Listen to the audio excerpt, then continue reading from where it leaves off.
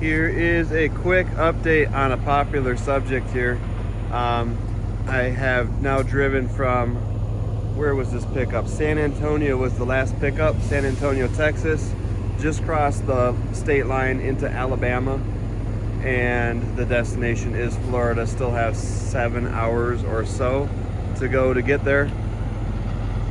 This is my enclosed trailer alternative, and yes, the customer is aware that this was how these antiques would be transported, and I did put a lot of care into loading and stacking and protecting everything. So there's a lot of blankets and foam and other padding in between everything, and it is kind of well, you could call this abstract art or modern art, but there's a little bit of an art that goes into stacking everything to make sure that everything is tight and secure and not going to move, but also not going to rub against anything else or get crushed or whatever. And I think that I've done the job that I needed to do to ensure all of those things.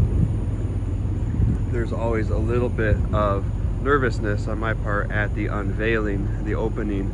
So it's kind of like a dinosaur, doesn't it? Like, this is the head, the ears sticking up, the ridges on the back.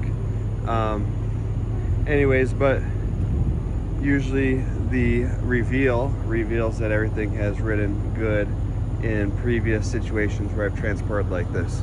Now, why? Why is because this is the trailer that I have. This is the trailer that I've been able to purchase and that I own. And so this is the trailer that I'm transporting with. I had a customer reach out and ask me for a price to move 3 separate lots of antiques from California and Texas to Florida, and I suppose I could have told him it would cost this much if I rent an enclosed trailer, and that could have been an option, but not really at the time, because I didn't own this vehicle either at the time. I was using a Toyota Corolla all-track station wagon, which has done amazing, but I upgraded on this trip. So anyways, since the last video on this topic, I've added 2 whole rolls of duct tape. One of them, I guess, is at 90%. And maybe that might be the 3rd roll since the last time I did a video. Stuff wasn't really coming apart, but I wanted to be proactive so that it didn't come apart, because it's a lot easier to keep stuff together than to try to put it back together if it comes apart. I see a little bit where this is getting a little bit loose, and it's just because the plastic is degrading in the wind. So what I was trying to do was keep the duct tape close enough so there's no large exposed pieces of plastic to kind of fall apart. And so far, so good. There's been a couple little touch-ups that I've done along the way, but for the most part, this is riding well. And since it hasn't changed from Texas to here very much, I don't expect it to suddenly start changing from here to Florida. I feel pretty good about it.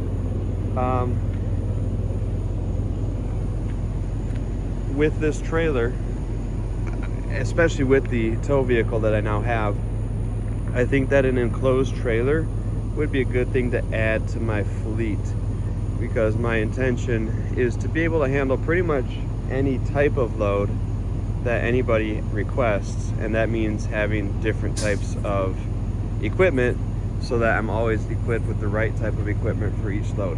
But the temptation as a small business owner, business that I hope grows to become more than a small business, but at this point is very much still a small business, the temptation is to spend 100% of all revenue on equipment upgrades as fast as possible, and that can lead to really quick, very rapid and impressive growth, but it can also lead to risk, or it does lead to risk. Whether or not that risk actually results in an emergency or anything like that is a different question, but it does lead to risk. It is at the expense of taking the risk of having less liquid cash on hand to get jobs done, to do repairs, to do whatever comes up along the way.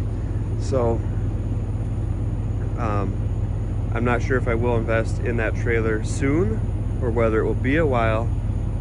It's not the very first priority, but it would be a good investment to make so that I can do this type of work without it looking like this, which I appreciate this customer choosing to work with me because he was happy with the work that I did in the past, and I almost tried to talk him out of it. I told him he might find a better price somewhere else, which I actually don't think is true realistically, but he may have. And I told him that I'd be using an open trailer and all that was good. He still wanted to use me as his carrier. So my thoughts on this are, yes, it cost me more during the trip. I've spent several $100s on packaging materials. It cost me a lot more during the trip to not have the right equipment. But at the same time, if you're building a business up from the ground up, that's just kind of what you have to do. You have to do what it takes. You have to work harder for lower returns. That's the way it is. And if you are thinking about building a business from the ground up, this is one of the main points I wanted to make in this video, and just remembering it now. If you do want to build a business from the ground up, I would recommend that you highly consider saving up money through a different job that you know has a predictable income until you're able to start your business with all the right equipment that you need or want to have to do the type of work that you want to do. Because even though it seems like it might go faster if you just get started with what you have, the truth is that probably with good planning and a good plan to use your savings and the ability to earn money at a different job that is predictable, that has regular pay, in which you can budget with and save money with, you'll probably be able to hit the ground running a lot faster, and you won't have to go through this stage, which, to be honest, even though it makes an interesting YouTube video, I don't recommend. I wouldn't necessarily wish this on anybody. It's a lot of work, and this didn't have to be nearly as much work as it was had I just had different equipment. So, you know, I am here for it. I'm here for the adventure. I'm actually happy with how quickly I see the money coming together now that I've made the commitment to only purchase what I can afford with cash. And it seems like that's going to require a lot of patience when you first make that commitment, because you got to wait to make those purchases. But it actually ends up taking a lot less patience, because once you own it, and it happens a lot faster than you think it will. So I'm here for it. But at the same time, if I was to give you honest advice as someone who may want to start your own business, I'd say seriously consider making a plan, coming up with a savings, purchasing quality used equipment, and go from there. Now I got about 7 hours left of driving. I got a nap today. I'm gonna push as late into the night as I feel that I safely can, and I'm not sure where that's gonna put me, but I'm gonna go ahead and get back on the road. Thank you for watching the video, and catch you later.